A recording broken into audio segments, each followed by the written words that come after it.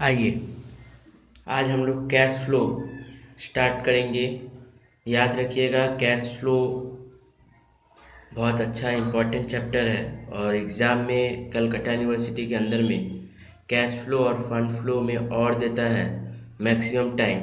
नहीं तो कभी कभी कंपलसरी कर देता है कैश फ्लो और फंड फ्लो। कोई एक ठो ही एग्ज़ाम में देगा, उसी को करना पड़ेगा। तो कैश फ्लो इजी चैप्टर है, फंड फ्लो भी इजी चैप्टर है,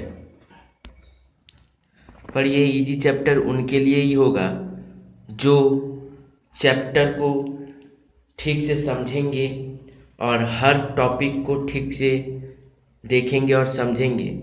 मैं आज कैश फ्लो का सिर्फ थ्योरी बताऊंगा, तो प्लीज़ थ्योरी को अच्छा से सुनिएगा, क्योंकि यदि आज का क्लास समझ में नहीं आएगा और आज का क्लास यदि आप लोग ठीक से सुनिएगा नहीं तो आप लोग कोई भी सम्स 100% कॉन्फिडेंट के साथ नहीं बना पाइएगा। और जो भी सम्स बनाइएगा वो तुक्का में बनाते चले जाइएगा, कॉन्सेप्ट क्लियर नहीं रहेगा और हर सवाल में कुछ ना कुछ नया ढुकेगा तो लगेगा कि कभी ये कर रहे हैं कभी वो कर रहे हैं। ठीक है, तो ध्यान से एक एक चीज़ को सुनिएगा।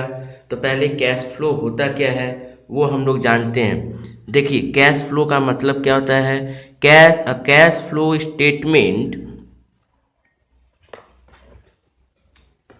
देखिए क्या बोला है, बोला a cash flow statement is a statement, cash flow is a statement showing the changes in the cash position due to inflow and outflow during the particular period or time of between two dates of the balance sheet। क्या बोला, बोला जा रहा है कि cash flow statement क्या है।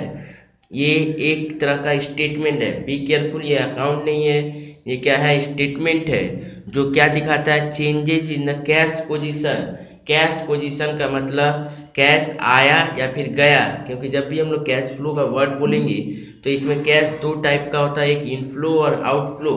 तो कैश पोजीशन का मतलब हुआ कि मेरा 2 ईयर में कैश बढ़ा है कि कमा है, कितना आया है कितना गया है, इसको बोलते हैं कैश पोजीशन। ठीक है, कैसे पता चलेगा सर, ये बैलेंस शीट से पता चलेगा। बैलेंस शीट का ओपनिंग और क्लोजिंग मतलब 2 ईयर का बैलेंस शीट बना रहेगा, उसमें कैश और बैंक का बैलेंस, और फिर दूसरा ईयर में भी कैश और बैंक का बैलेंस, उन दोनों का डिफरेंस से पता चल जाएगा पोजीशन कि कैश इनफ्लो हुआ या फिर आउटफ्लो हुआ है। नेक्स्ट देखिए क्या बोला, it is an analytical tool used by the management to interpret the financial position of concern. क्या बोला, बोल रहा है कि ये मेनली इसका क्या काम है, फिनेंशियल पोजीशन। ठीक है ना, इंटरप्रेट करता है मैनेजमेंट कि उसका पैसा का पोजीशन कैसा है, मतलब कितना उसका पैसा आ रहा है कितना जा रहा है, कितना लिक्विडिटी को वो मेंटेन कर रहा है, ये पूरा चीज इसमें दिखता है। तो फिनेंशियल पोजीशन। और ये देखिए क्या बोलता है, एज पर पारा 5 अकाउंटिंग स्टैंडर्ड 3 रिवाइज में कैश फ्लो को इनफ्लो और आउटफ्लो, कैश और कैश इक्विवेलेंट के बारे में बताया गया है। किसके किसके बारे में, कैश इनफ्लो और आउटफ्लो। इनफ्लो मतलब पैसा आ रहा है, आउटफ्लो मतलब पैसा जा रहा है। ठीक है, तो ये कैश फ्लो का डेफिनेशन हुआ। अब देखिए कैश फ्लो में टोटल 3 कैटेगरी में फ्लो को बांटा गया है। एक क्या, cash flow from operating activity, दूसरा क्या है, cash flow from investing activity, तीसरा क्या है, cash flow from financial activity. देखिए ध्यान, देखिए क्या है, cash flow from operating activity, cash flow from investing, cash flow from financing. Operating का मतलब जो हम लोग पीएल अकाउंट देख रहे हैं, नेट प्रॉफिट, उसमें देखिए पीएल अकाउंट करते समय हम लोग डिप्रिसिएशन लेते थे, इंटरेस्ट ऑन लोन लेते थे, अमोर्टाइजेशन ऑफ गुडविल, ठीक है ना।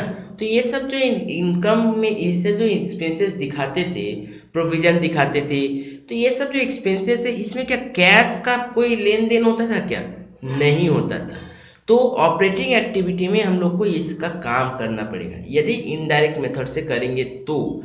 ठीक है, और फिर क्या बोला, इन्वेस्टिंग एक्टिविटी मीन्स कोई भी फिक्स्ड एसेट्स और फिक्स्ड लायबिलिटी, फिक्स्ड एसेट्स का बात होगा, वो फिक्स्ड एसेट या तो परचेज और सेल होगा। नेक्स्ट फिनेंशियल एक्टिविटी मीन्स कोई भी share issue, preference share issue या फिर डिवेंचर इशू हो या फिर रिडम्पशन हो, मीन्स बेचे तब उसका बात हम लोग करेंगे। अब देखिए मेन चीज, जब हम लोग कैश फ्लो करेंगे तो दो मेथड से करेंगे।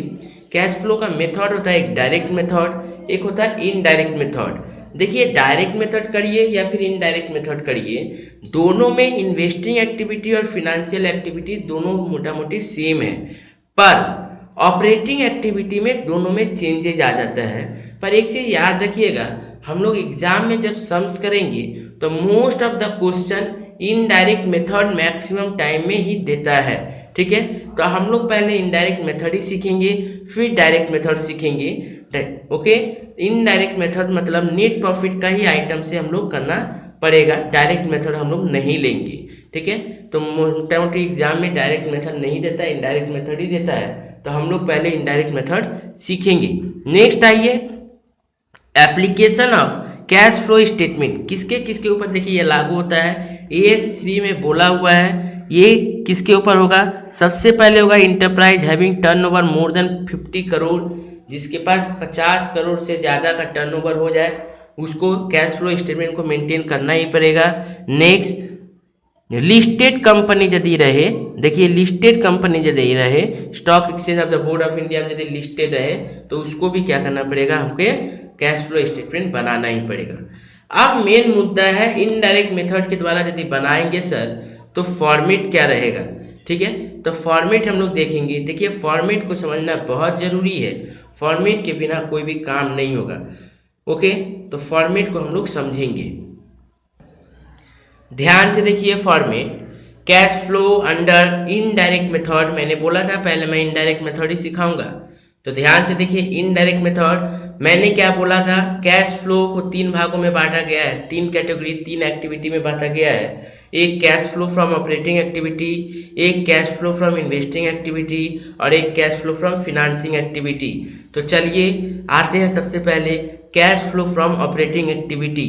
देखिए ऑपरेटिंग एक्टिविटी में सबसे पहले क्या लेंगे हम लोग, नेट प्रॉफिट बिफोर टैक्स। यदि एग्जाम में यदि क्वेश्चन में हम लोग का नेट प्रॉफिट आफ्टर टैक्स दिया रहे, फिर भी हम लोग कैलकुलेट करने का कोशिश करेंगे कि नेट प्रॉफिट बिफोर टैक्स लिया जाए। वर्ड ध्यान से सुनिए, क्या मैंने बोला word, net profit before tax, ठीक है। मैंने क्या वर्ड बोला है, नेट प्रॉफिट बिफोर टैक्स। देखिए ध्यान से, बिफोर टैक्स, ठीक है। और एक्स्ट्रा ऑर्डिनरी आइटम ये बोल देगा क्वेश्चन में, एक्स्ट्रा ऑर्डिनरी आइटम का एग्जांपल दे देगा तो हम लोग उसको लेस ले लेंगे। तो net profit before tax, clear है सर। उसके बाद हम लोग क्या करेंगे, देखिए उसके बाद करना है एड बैक।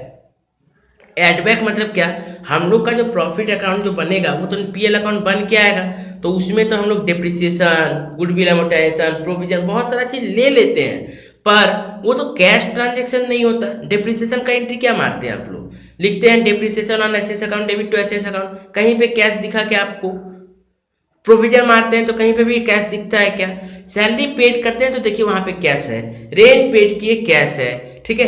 तो ये सब जब पेड कर रहे हैं तो वहां पे तो कैश ट्रांजेक्शन आ रहा है, पर जब डिप्रिसिएशन कर रहे हैं, एमोर्टाइजेशन कर रहे हैं, प्रोविजन मारे, वहां पे तो कैश एंट्री नहीं आ रहा है। इट मीन्स वो तो कैश ट्रांजेक्शन नहीं है, पर फिर भी हम लोग PL अकाउंट जब निकालते हैं नेट प्रॉफिट तो उसका कैलकुलेशन करके निकालते हैं। तो हम लोग जब कैश फ्लो करेंगे तो हम लोग क्या करेंगे, वो चीज जो लेस किए थे PL अकाउंट में, जो कैश ट्रांजेक्शन नहीं था, जो कैश ट्रांजेक्शन PL अकाउंट में नहीं था पर PL अकाउंट में लेस किए थे, मींस डेबिट साइड में लिए थे, उसको कोशिश क्या करेंगे, ऐड बैक करने का। क्या क्या, ऐड बैक करने का। पर याद रखिएगा वो एक्सपेंसेस ही ऐड करेंगे जो कैश ट्रांजेक्शन नहीं था, मींस जिसमें कैश रिसीव्ड और पेमेंट नहीं हुआ।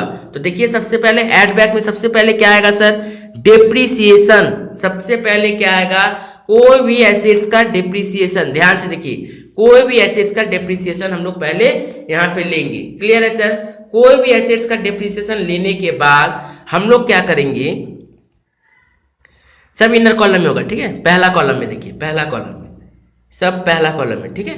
कोई भी एसेट्स का डिप्रिसिएशन लेने के बाद हम लोग preliminary expenses, okay sir, discount on issue of share, debenture under writing expenses, ये सब जो भी चीजें रहेगा, ठीक है, मतलब प्रीलिमिनरी एक्सपेंसेस और फिक्स्ड एसेट्स जो भी रहेगा वो सबको ऐड बैक करेंगे। फिर ऐड बैक क्या करेंगे sir, amortisation of goodwill, patent right और ट्रेडमार्क। क्या करेंगे, amortisation of goodwill, patent right and trademark, clear है सर। नेक्स्ट क्या करेंगे, इंटरेस्ट ऑन बोरोइंग, मतलब कोई लोन के ऊपर यदि इंटरेस्ट ले रहे हैं, हम लोग तो पीएल अकाउंट में डेबिट साइड ले लेते थे, पर यहाँ पे क्या करना पड़ेगा, हम ये तो कैश ट्रांजेक्शन है नहीं तो उसको हटाना पड़ेगा। तो क्या लिखेंगे, interest on borrowing and debenture. Actually ये फिनेंशियल एक्टिविटी का पार्ट है, interest on borrowing and debenture, इसीलिए हम लोग क्या करेंगे, ऑपरेटिंग से भी इसको हटा देंगे, मींस एड बैक कर देंगे। नेक्स्ट देखिए क्या बोला है, देखिए loss on sale of fixed assets, क्या करेंगे, यदि लॉस ऑन सेल, बहुत इंपॉर्टेंट पॉइंट है ये, loss on sale of any fixed assets, कोई भी लॉस यदि फिक्स्ड एसेट्स का होगा बेच के, ठीक है, तो उसको क्या करेंगे, ऐड बैक करेंगे। क्लियर है सर, लॉस को ऐड बैक करेंगे, प्रॉफिट होने से लेस होता है, और यदि लॉस हुआ है तो ऐड बैक करेंगे, क्योंकि याद करिए पीएल अकाउंट में डेबिट साइड में लिखते थे to loss on sale of furniture. Clear है, तो उसको हम लोग क्या करेंगे, लेस कर देंगे, ऐड कर देंगे कैश फ्लो में, पीएल अकाउंट में लेस करते थे तो कैश फ्लो में क्या कर देंगे, ऐड कर देंगे।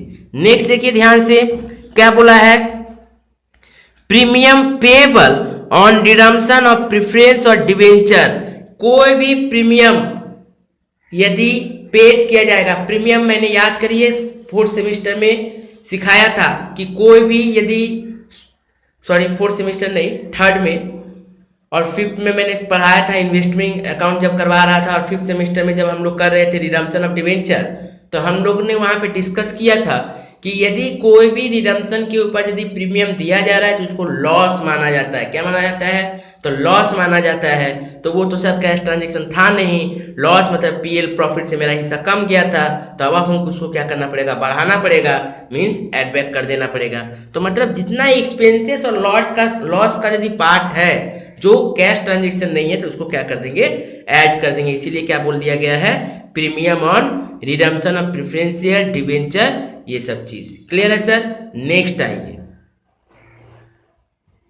जब ये हो जाएगा ऐड करने का पार्ट, तो सेकेंड कॉलम में तो ऐड करके हम लोग यहाँ पे डाल देंगे, फिर नेट प्रॉफिट में ये ऐड करके यहाँ पे लिख देंगे। अब लेस करने का मतलब जरूरी तो नहीं पीएल का अकाउंट का डेबिट साइड में ही सिर्फ कैश ट्रांजेक्शन रहता है, पीएल अकाउंट का क्रेडिट साइड में भी तो कैश ट्रांजेक्शन लिखते हैं हम लोग, interest on fixed deposit, interest on investment, profit on sale of assets. ये सब जो क्रेडिट साइड में जो लिखा हुआ है, डिविडेंड रिसीव, ये सब जो पीएल का क्रेडिट साइड में लिखा हुआ है उसको भी तो हमको हटाना पड़ेगा। तो उसको हटाने के लिए हम लोग क्या करेंगे, याद करिए जब पीएल अकाउंट का डेबिट साइड में था मींस माइनस था, तो उसको क्या कर रहे थे, ऐड कर रहे थे। अब पीएल अकाउंट का क्रेडिट साइड में था, प्लस किया हुआ उधर, तो हमको यहाँ पे क्या करना पड़ेगा, डिडक्ट करना पड़ेगा, मींस लेस करना पड़ेगा। लेस करने से देखिए क्या क्या आएगा sir, income on interest receive, किसी के ऊपर भी जैसे इंटरेस्ट रिसीव हो रहा है वो। नेक्स्ट क्या आएगा sir, income of dividend receive. Next क्या आएगा from sir, income from rent, rent उनसे यदि इनकम मिल रहा है। नेक्स्ट क्या आएगा, profit on sale of fixed asset, मैंने बताया था कि loss on sale of fixed asset रहेगा तो ऐड, और profit on sale of fixed asset रहेगा तो क्या करेंगे सर, लेस। नेक्स्ट देखिए bad debt written, sorry next देखिए क्या बोला है, एक्सेस लाइबिलिटी, कोई लाइबिलिटी हम लोग ज्यादा दिखा दिए, ठीक है सर। फिर क्या है, प्रोविजन फॉर डिप्रिसिएशन, कोई डिप्रिसिएशन का यदि प्रोविजन है, ठीक है सर। नेक्स्ट क्या है sir, bad debt return back means bad debt recovery, bad debt return back means bad debt recovery, सब हम लोग इनर कॉलम में रखेंगे। नेक्स्ट देखिए क्या बोला है, refund of the income tax, क्या बोला, रिफंड ऑफ इनकम टैक्स, ठीक है सर। तो रिफंड ऑफ इनकम टैक्स भी इनर कॉलम में रख के उसको बाहर लेके जाएंगे, ठीक है। अब देखिए यहाँ पे नेट प्रॉफिट बिफोर टैक्स करते समय हम लोग दो चीज और एक करना पड़ेगा, जनरल रिजर्व, रिजर्व और रिजर्व एंड सरप्लस का ही पार्ट होता है नेट प्रॉफिट और रिजर्व, इसीलिए यहाँ पे उतना एक्सप्लेन नहीं किया गया है। पर याद रखिएगा जनरल रिजर्व भी चेंज होगा तो उसका भी काम पड़ेगा, ठीक है। यदि जनरल रिजर्व इंक्रीज होगा तो ऐड करेंगे, यदि जनरल रिजर्व डिक्रीज होगा तो लेस करेंगे। कुछ समझ में आया नहीं? यदि मान लीजिए 2015-2016 का बैलेंस शीट दिया हुआ है, 2015 में यदि मान लो 10,000 रुपया जनरल रिजर्व है और 2016 में मान लो 15,000 रुपया जनरल रिजर्व है, it mean general reserve increase कितना हुआ सर, 5,000 रुपया, 10 से 15 हो गया, इट मीन्स ऐड हो जाएगा कितना, 5,000 रुपया। पर वही यदि मान लीजिए 2015 में 15,000 था, 2016 में 10,000 हो जाता तो ये डिक्रीज हो गया था, तो जनरल रिजर्व को हम लोग क्या कर देंगे, माइनस कर देंगे, कितना से, 5,000 से, क्योंकि 15 से 10 हो गया, मतलब डिफरेंस कितना हो गया सर, 5,000, तो उसको लेस कर देंगे पीएल अकाउंट में। क्लियर है सर। नेक्स्ट आइए, जब हम लोग इतना कम कर लेंगे तो मेरा क्या होगा, अच्छा इसमें रिफंड ऑफ इनकम टैक्स भी बोले थे शायद, उसका भी काम करने के बाद जो काम होगा उसको भी आउटर कॉलम में, तो ऐड बैक और लेस करने के बाद मेरा जो आएगा उसको बोलेंगे operating profit before working capital changes, मतलब बिना वर्किंग कैपिटल का दिखाए हम लोग का नेट प्रॉफिट आया है। ऑपरेटिंग एक्टिविटी में याद रखिएगा ये तो पीएल अकाउंट का पार्ट हो गया। नेक्स्ट आता है ऑपरेटिंग एक्टिविटी में करेंट एसेट्स और करेंट लायबिलिटी। बी केयरफुल, मैंने क्या बोला, करेंट एसेट्स और करेंट लायबिलिटी। कोई भी करेंट एसेट्स और करेंट लायबिलिटी का चेंजेस जो होगा वो कहाँ आएगा, ऑपरेटिंग एक्टिविटी में। ठीक है सर, कोई भी करेंट एसेट्स और करेंट लायबिलिटी का जो चेंज होगा वो कहाँ आएगा, ऑपरेटिंग एक्टिविटी में। कहाँ पे आएगा, ऑपरेटिंग एक्टिविटी में। देखिए तो करेंट एसेट्स और करेंट लायबिलिटी में चेंज क्या क्या हुआ सर, याद रखिएगा लेस ऐड करेंगे। देखिए करेंट एसेट्स में क्या होता है, उल्टा रिलेशनशिप, याद रखिएगा सब समय।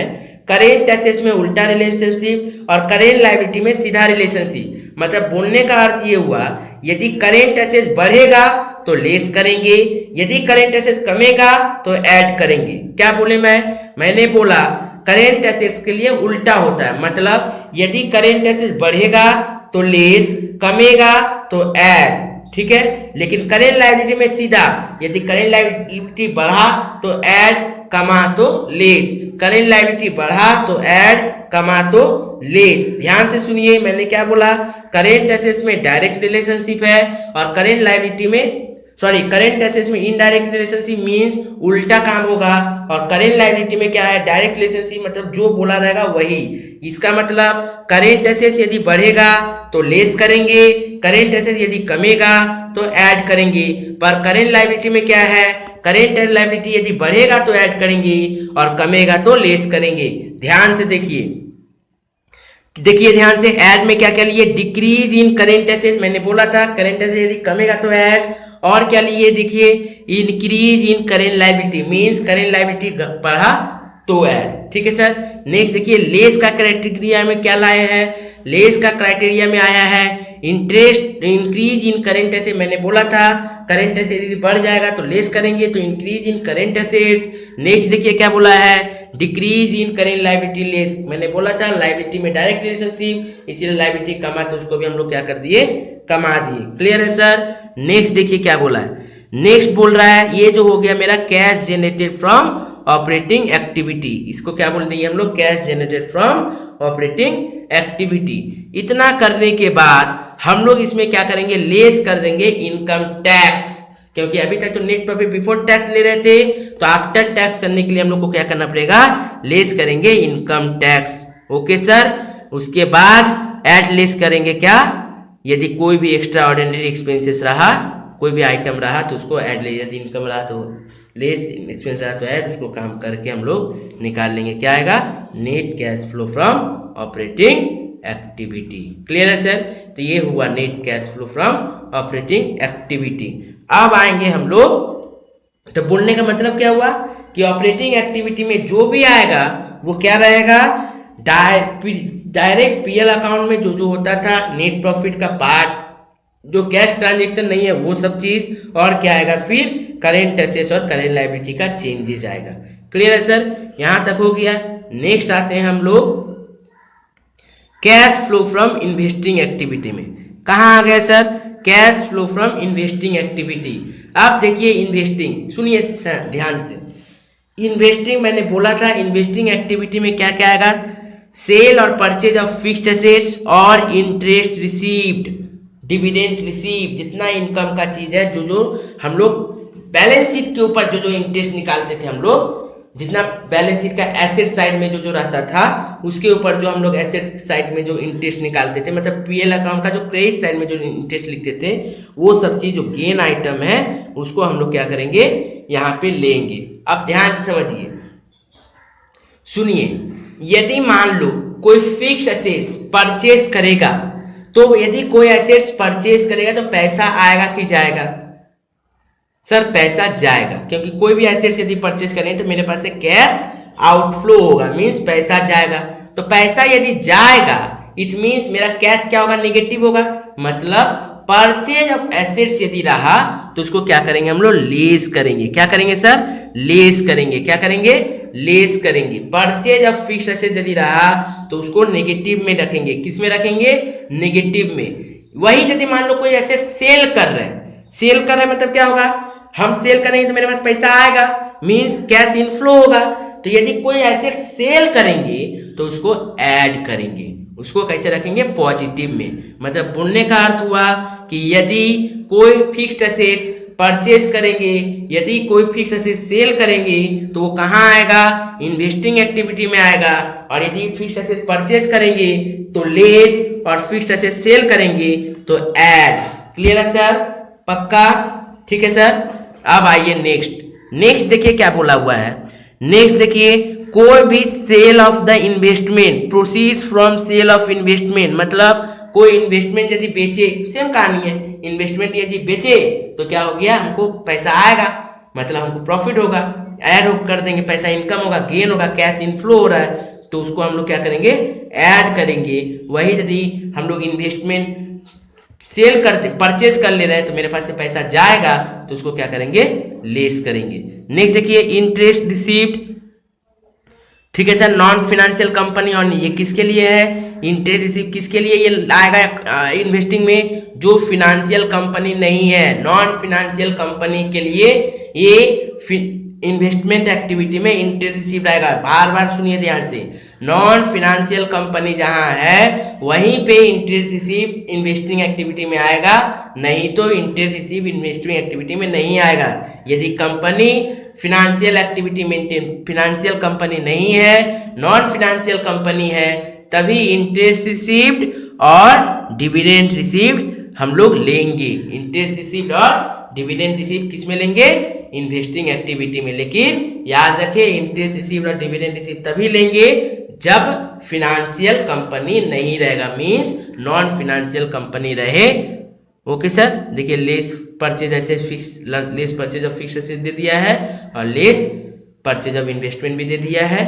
तो ऐड में आएगा कोई भी एसेट सेल करेंगे तो, मैंने फिक्स्ड एसेट सेल करेंगे तो, और लेस में आएगा कोई भी फिक्स्ड एसेट परचेज करेंगे तो।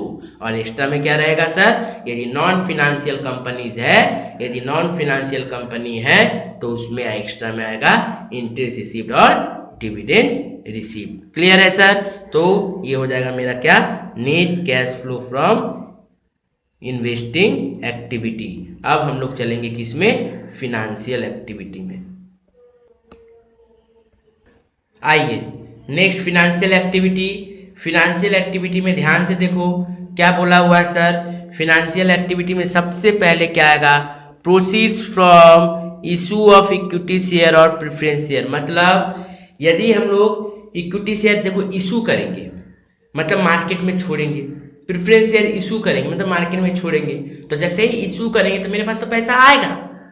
इशू करने से मेरा इक्विटी शेयर यदि इशू करेंगे तो मेरे पास क्या होगा? पैसा आएगा। तो पैसा आएगा मतलब क्या हो जाएगा? ऐड। क्या करेंगे सर? ऐड में रखेंगे, मीन्स पॉजिटिव में रखेंगे। वही यदि मान लो रिडम्पशन होगा, मतलब हम यदि बेच देंगे, ठीक है ना, छोड़ देंगे मार्केट से, हटा लेंगे मार्केट से, रिडीम कर लेंगे, तो क्या करना पड़ेगा? लेस वो नेक्स्ट में आएगा। तो इशू यदि इक्विटी शेयर और प्रेफरेंस शेयर हो तो उसको क्या करेंगे सर? ऐड करेंगे। नेक्स्ट देखिए, money received against share warrant. यदि शेयर वारंट के बदले में मुझे पैसा मिलता है तो रिसीव्ड हो रहा है, जनरल सा बात है, नॉर्मल सा बात, पैसा मिल रहा है, रिसीव्ड मतलब ऐड करेंगे, पॉजिटिव में अमाउंट रहेगा।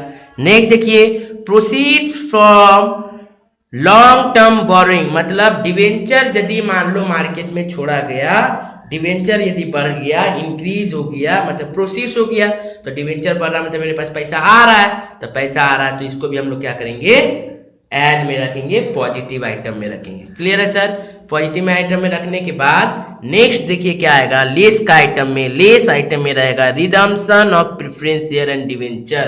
क्या रहेगा sir? Redemption of preference share and debenture, means कि हम लोग का जो भी डिवेंचर और प्रेफरेंस शेयर जो मार्केट से हम हटाएंगे, रिडीम्ड करवाएंगे, ठीक है, होता है ना, after 5 year, 10 year, 20 year time period वाला भी होता है, रिडीमेबल, रिडीमेबल डिवेंचर, बहुत सारा चीज होता है। तो हम लोग को इतना ही समझना है, यदि प्रेफरेंस शेयर रिडीम्ड होगा मतलब मेरे पास से पैसा जा रहा है, हम बेच दे रहे, हटा दे रहे हैं उसको, ठीक है ना। तो मेरे पास से पैसा जा रहा है, तो प्रेफरेंस शेयर और डिवेंचर यदि रिडीम्ड होगा तो उसको हम लोग क्या करेंगे, लेस करेंगे। क्या करेंगे, लेस करेंगे। Next, interest paid, dividend paid, tax on dividend paid, ये तीनों चीज देख लीजिए ध्यान से। Buyback of share, interest paid, dividend paid और टैक्स ऑन डिविडेंड, ये सब भी क्या होगा, लेस कैटेगरी में आएगा। और उसको फिर ऐड बैक करने के बाद हम लोग यहाँ पे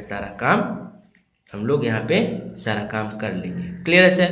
नेक्स्ट, तो ये तो काम हो गया नेट इंक्रीज। तीनों का काम करने के बाद मीन्स ऑपरेटिंग, इन्वेस्टिंग और फिनांसिंग का काम करने के बाद मेरे पास क्या आ जाएगा, net increase and decrease in cash and cash equivalent. मतलब नेट मेरा इंक्रीज और डिक्रीज कितना हुआ कैश और कैश इक्विवेलेंट, उसका बात आएगा। तो ऐड जरूरी नहीं कि कैश का बैलेंस आपका पॉजिटिव में ही आए, तीनों का हो सकता है, दोनों का नेगेटिव, एक ठो का पॉजिटिव, एक ठो का पॉजिटिव, दो ठो का नेगेटिव, दो ठो का पॉजिटिव, एक ठो का नेगेटिव आ सकता है। तो प्लस प्लस को जोड़ के माइनस माइनस को हटा के देखिएगा total cash flow from operating activity, cash flow from investing activity और cash flow from financing activity जो आया उसका काम करने के बाद नेट कैश इनफ्लो और आउटफ्लो होगा। उसमें फिर याद रखिएगा बिगिनिंग कैश को ऐड करिएगा, cash equivalent at the beginning period, ठीक है। मतलब ओपनिंग डेट, मतलब यदि मान लीजिए 2015-16 का यदि सवाल बना रहे हैं तो 2015 में जो मेरा कैश दिया हुआ है और बैंक दिया हुआ है उन दोनों को जोड़ के, या फिर कैश यदि सी पे तो कैश, ठीक है, और यदि बैंक अमाउंट है तो बैंक अमाउंट, दोनों को जोड़ के क्या करिएगा, जो अभी तक का आपका कैश बैलेंस आएगा उसमें ऐड करिएगा। ऐड करने के बाद देखिएगा ऑटोमेटिक आपका जो क्लोजिंग बैलेंस है, आपका जो क्लोजिंग बैलेंस है वो ऑटोमेटिक आपका क्लोजिंग बैलेंस आंसर में आएगा। आपका जो क्लोजिंग बैलेंस है वो क्वेश्चन में जो बैलेंस शीट का क्लोजिंग बैलेंस दिया हुआ कैश का वो अपने आप आंसर में आ जाएगा। तो बी केयरफुल रहे सब समय कि हम लोग कैश फ्लो सही किए कि गलत किए, हम लोग को क्वेश्चन में ही दिया रहेगा। मींस यदि 2015-16 का ओपनिंग कैश दे दिया, क्लोजिंग कैश दे दिया, तो आपका जो कैश फ्लो आया है उसमें ओपनिंग कैश ऐड करिए, मींस 2015 का कैश ऐड करिए, देखिएगा अपने आप 2016 का कैश का जो बैलेंस है वो आ गया है। यदि आ गया तो आपका कैश फ्लो सही है, और यदि नहीं आया तो आपका कैश फ्लो गलत है। तो ये हुआ हम लोग का कैश फ्लो का पूरा फॉर्मेट। कैश फ्लो जब करेंगे तो उसमें 3 एक्टिविटी, एक ऑपरेटिंग, एक इन्वेस्टिंग, एक फिनांसिंग, पूरा फॉर्मेट। ये पूरा फॉर्मेट आपको इनडायरेक्ट मेथड के द्वारा बताया गया है। इसमें कुछ कुछ वर्किंग है, और जैसे जब हम लोग ऑपरेटिंग एक्टिविटी करेंगे तो loss on sale of fixed assets कैसे निकलेगा, profit on sale of fixed asset कैसे निकलेगा, तो इसका वर्किंग हम लोग जब सम्स बनाएंगे उसी में से बताएंगे। और जब इन्वेस्टिंग एक्टिविटी करेंगे तो वहाँ पे एसेट डिस्पोजल होगा, तो एसेट डिस्पोजल अकाउंट बनेगा, तो वहाँ से हम लोग को डेप्रिसिएशन पता चलेगा, कितना का नया परचेज किए हैं, कितना का नया सेल किए हैं। तो ये एक अकाउंट बनेगा फिक्स्ड एसेट्स का, वहाँ से हम लोग डेप्रिसिएशन जो ऑपरेटिंग एक्टिविटी में जाता है, प्रॉफिट और loss of the sale of fixed asset वो जो है ऑपरेटिंग एक्टिविटी में जाता है, और परचेज और सेल ऑफ फिक्स्ड एसेट्स जो भी होगा वो मेरा इन्वेस्टिंग एक्टिविटी में है। तो वो वर्किंग होगा, तो जब मैं वर्क सम्स कराऊंगा उसमें वर्किंग कराऊंगा। अभी आप लोग घर में एक भी सवाल करने का कोशिश नहीं करिएगा, आप लोग को जो जो पढ़ाया गया है आप इसको बार बार सुनते रहिएगा। यदि एक बार प्रॉब्लम हो तो आप लोग सुनने में डायरेक्ट, क्योंकि ये तो डायरेक्ट आपका वीडियो है, तो आप लोग डायरेक्ट क्या करिए, इसको डाउनलोड कर लीजिए, ठीक है, क्योंकि उतना देरी जो देखिएगा उससे अच्छा डाउनलोड कर लीजिएगा, ये ऑडियो की तरह ही इसको सुनिए, ठीक है, और बार बार सुनिए ताकि फॉर्मेट क्लियर हो जाए आपका। नेक्स्ट दिन हम लोग इसका सम्स करेंगे।